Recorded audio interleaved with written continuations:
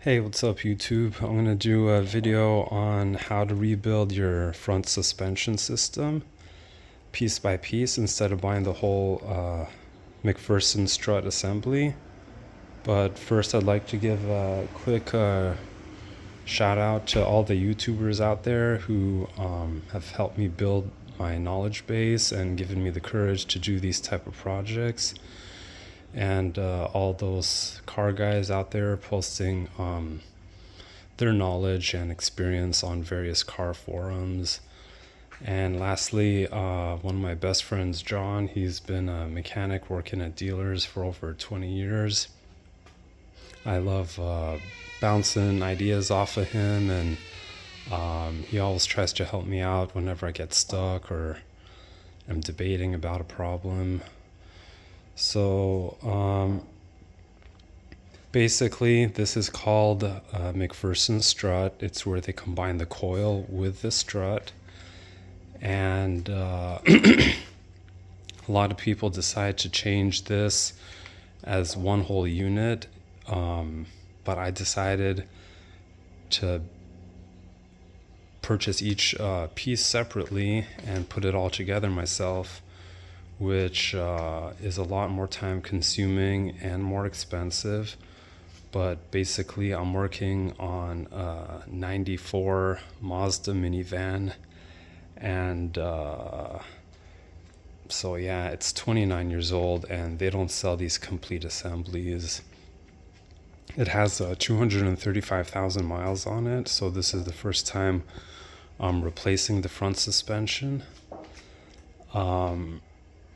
For those of you who are tempted to just replace the whole assembly and buy the whole assembly in one piece, it does have its pros and cons. It could be persuasively cheap and convenient and easy to install, but a lot of times you're not going to get a quality part. You're not going to know, or you're not going to always know what each part they put on it, if it's quality or not, or what kind of brand.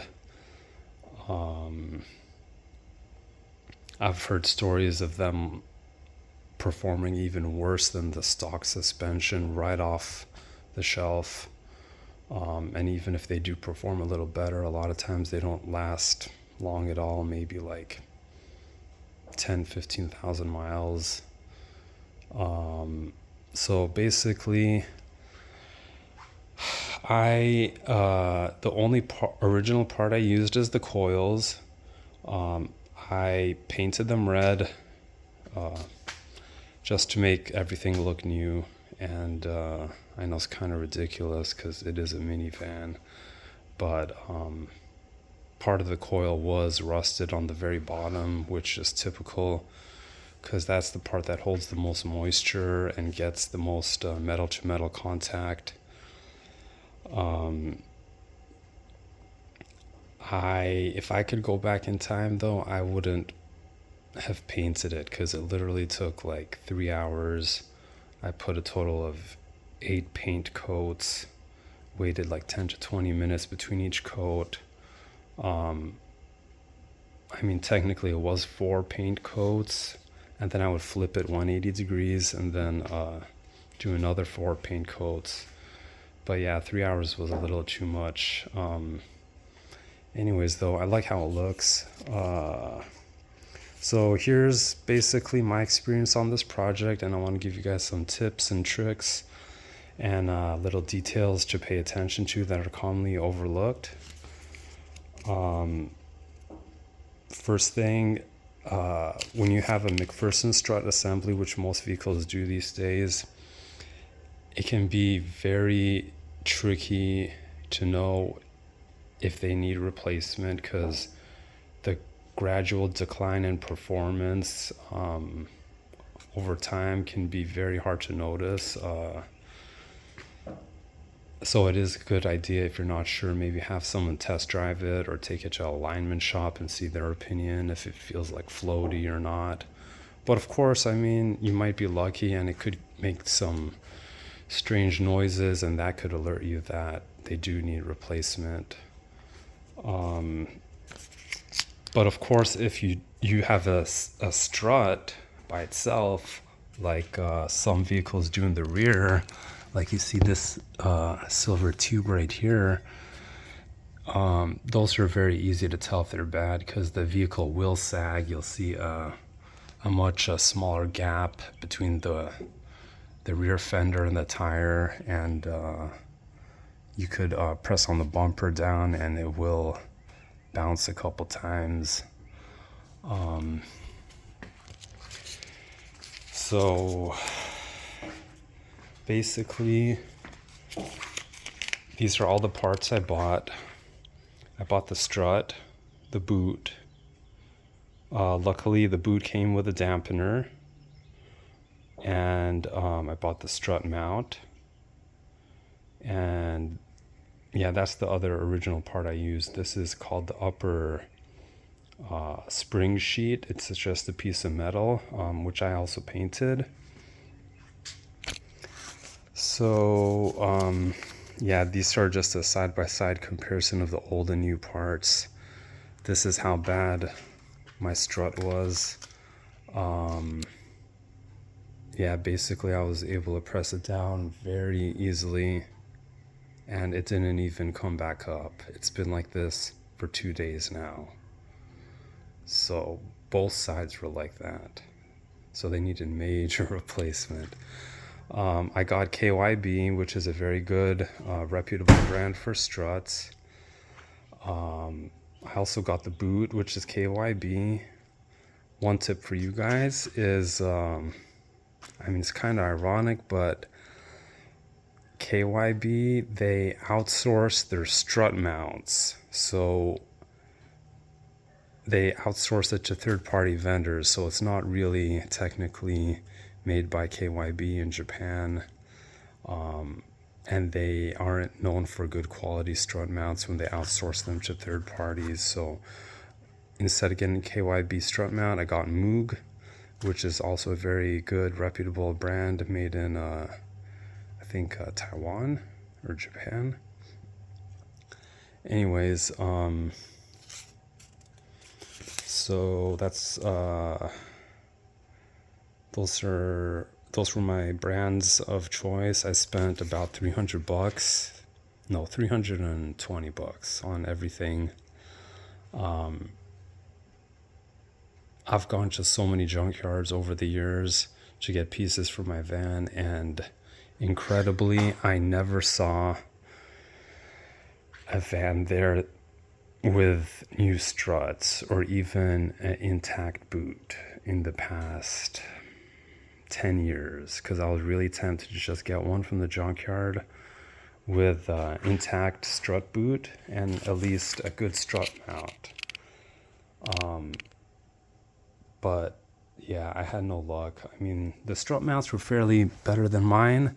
Mine had a really bad crack all around. And you'll call me crazy, but I drove on it like that literally for maybe 20,000 miles. And I was always monitoring the crack to see if it got bigger. It didn't make any weird sounds.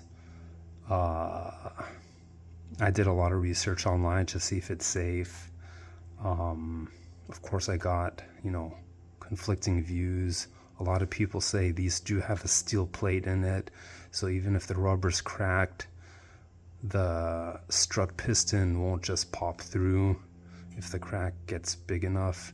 I don't know how accurate that information is, but correct me if I'm wrong. Anyways, I did one modification to my strut. This is also a very good tip for you guys doing this for the first time. This is a commonly overlooked item. It's called a coil spring seat. So this is what the coil sits on and is wedged in between the strut. So basically, yeah, it goes like that. And then the coil goes right there. So these, Yeah, this is how it looks after 235,000 miles, 29 years. It is all ripped up and super dry. This part alone is $30 from the dealer. And so if I get both sides, it would be 60.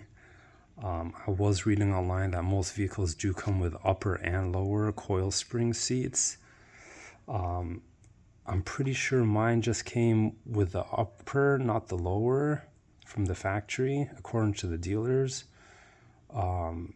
So I decided to add a little extra and put one on the front and bottom because I didn't want just metal to metal contact being here. And of course the paint was gonna just rub off real soon, and then you would get rust issues, and then all that work painting the coils red would have been, all in vain.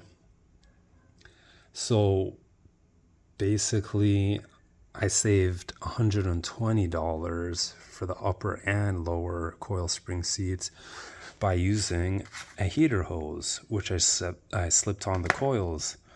I did a lot of research online. People do that, especially if they have classic cars or souped up cars where they want to finely tune the height, maybe lower it a tiny bit or raise it a tiny bit. Because a lot of coil spring seats, they're much thicker than this, maybe like an inch or two. So they would take their coil spring seats out and just slip on a heater hose onto the coil. And also people who have old cars like mine, a lot of times these parts are discontinued from the dealer, or they're just a ridiculous amount of money, so they would use the heater hose trick. I never did this before, so disclaimer, this is my first time doing it. I don't know how well it's going to work out, especially by adding the lower portion on. Let me show you how it looks. So I already assembled this side together yesterday. Here's the hose. I did injure the hose a little bit yesterday when I was compressing it. The bolt for the compressor just scraped the hose, so I put some silicone. I know it looks a little ghetto, but and here's the hose on the other end. Let's see, what else did I want to cover? Oh yeah, another alternative I was gonna do is go to the junkyard, which I actually did, and find better condition coil spring seats, because I mean, these are the same part number for vans that are 4 years, up to 4 years newer than mine. So I found a 97 Mazda MPV with only 170,000 miles, and I got the spring seats there, which were a tiny bit better condition, but not really. I mean, this is after spraying 2 coats of silicone on them.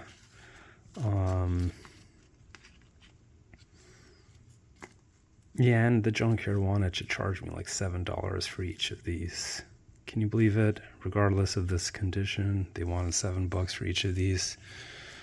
And then my plan was, after I soften it a bit with silicone, maybe like 3-4 coats of silicone, then I would just put maybe shoe glue or high quality RTV silicone and seal all the cracks. But that would just be a messy mess and a lot of trouble, and still not as durable as a heater hose. But that's an alternative you guys can do if you want to try that. And if you're kind of hesitant to put a heater hose, considering it is a very different shape than, this coil seat. But yeah, that was my train of thought. Let's see, the other point I wanted to cover.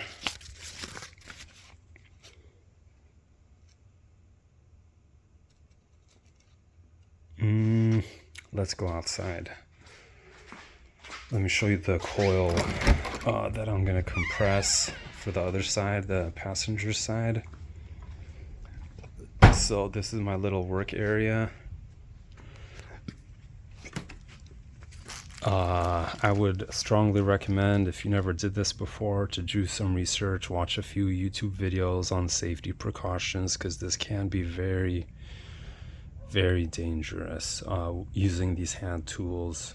Shops, they have a much bigger, safer, way more expensive machine to compress these springs. But yeah, a few tips. You're gonna want to lube the threads. I rented this from AutoZone. You can rent it from almost any auto place like Advanced Auto Parts, Napa, O'Reilly. You rent it for free. Well, you pay for it and then you get your money back when you return it. But still wanted to take care of their tool and leave it in good operating condition for the next guy. So I put some anti-seize on all the threads, which they recommend. Some people use WD-40. I think anti-seize is a little better, especially considering how much stress these threads undergo when you're tightening the spring. So I didn't want to risk cross-threading it, so I put aluminum anti-seize on the whole length of all the threads. When you compress it, I would recommend, if you can, compress as many coils as you can. Don't just do like 2 or 3. I'm doing 4, so it'll be much easier to compress enough to put everything back together. You don't want to compress these 2 ends, because that's where your strut's going to go through, and then the strut mount.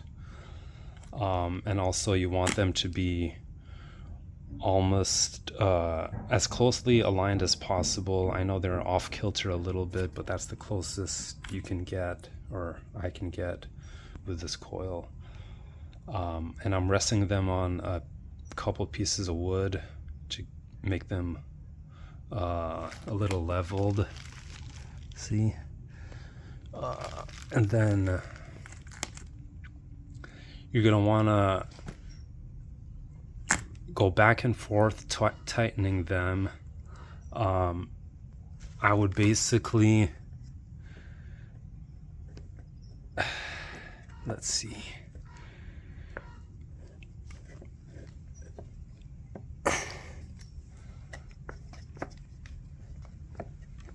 So as this long bolt comes out from this hole, I would basically monitor the length and try to have them very close together. So I would try not to make the difference in the lengths that are coming out more than like ½ an inch, just to be safe. So yeah, you're gonna have to do a lot of back and forth. Highly recommend using an impact gun, or else it'll take you forever. If you want to just use a ratchet, that'll be just a ridiculous amount of time and effort. So definitely use the impact gun.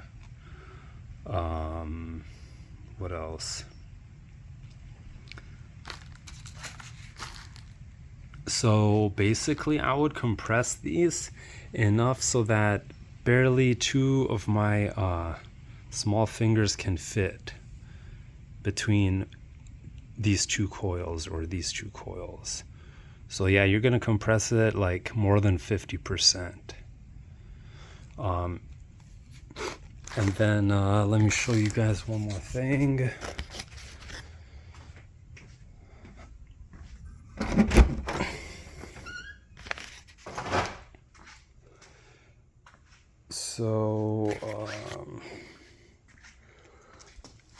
So basically, when you put the strut on, remember when you compress it, while it's compressed, you're gonna put this boot in. So this dampener, it goes onto this spring seat like this. It just pops in, and then the boot end goes like that. Oops, sorry, it's hard to do with one hand. So it's gonna go like that. Okay. And then that's gonna just slip on. The boot's gonna go on the strut, and then this is gonna go on. And then your strut mount is gonna go last. So basically the strut mount is gonna sit, see that bearing? It's gonna sit right on top of that center part. And it's gonna just freely spin. So I like to put a little bit of high quality Lucas Red and Tacky grease on this bearing surface, just for extra smooth operation and less metal to metal contact. And then note, when you're putting it together, there is, where is it? See, there's the arrow that's pointing out. So that means you're gonna align this plate so it's pointing that way in the same direction as this part, because this part faces outside of the vehicle, towards the outside of the vehicle, these bottom strut bolts. So when you put it, you're gonna point that arrow that way. All right. And another thing to note, there's a flat part here. So it's completely round, and then you have a flat part here. That's because that is matching the shape of this piston. If you can tell, there's a flat part here. So it is a little bit of a pain to fit this on while the spring is compressed and get all the pieces together. So you need to do a little of wiggling and stuff, but just be very careful, please, because I've read a lot of stories about people, you know, saying how dangerous it could be. Anyways, last thing I want to cover is torquing your strut bolt. So I have been working on cars for 20 years, not for a living. I just do it because it's very satisfying for me to maintain and repair my own cars. So I guess you can call me a backyard mechanic or a shade tree mechanic. I just do it as a hobby. But basically in my 20 years of working on cars, I never used a torque wrench. But this time I just wanted to do a 110% job and make sure I do everything right, so I don't have to take all of this apart again. And one problem you could run into that would make you